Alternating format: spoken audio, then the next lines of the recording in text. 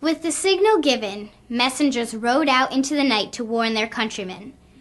But Paul Revere was given a special task.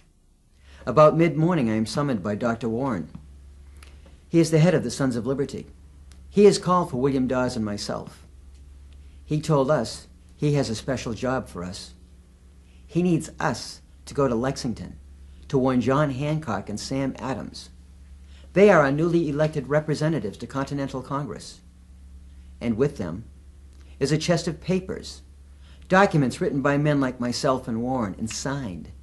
In an English court of law, they can be considered treason and hang us all. Our job this night is only to go to Lexington to get Hancock, Adams, and these papers out of harm's way.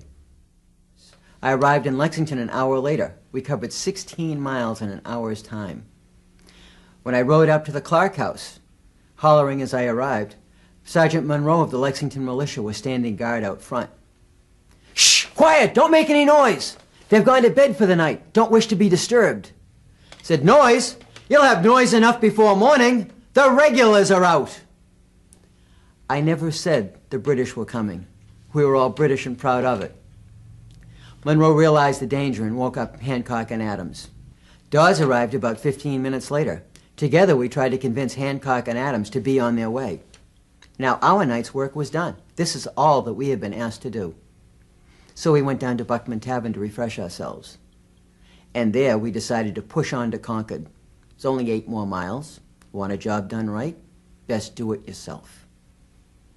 So we get on our horses, and as we start out of Lexington, for the first time we stop at the houses that we pass to warn the inhabitants. As we are doing this, another rider comes by. His name is Dr. Samuel Prescott. He identifies himself as a Son of Liberty through the use of one of these medallions that I had made up for all of us. Asked what we were about, and we told him. He told us some of the houses this way were still loyalist. Should we knock on the wrong door to the middle of the night, we might be shot. So he comes with us.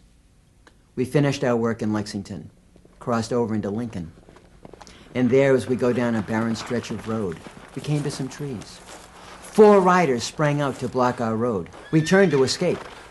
Other riders have circled behind us. We were trapped. Prescott says, "Make a diversion. I know the area. I can get away." Now, my horse had been used badly this night. She had no run left in her. So I reared my horse up and turned her in a bit of a circle. As the soldiers converged on me, Prescott jumps a fence and across a meadow with Dawes right behind him. Well, poor Dawes got lost in the woods that night, so he never got to Concord. But Prescott did, and the men of Concord were warned.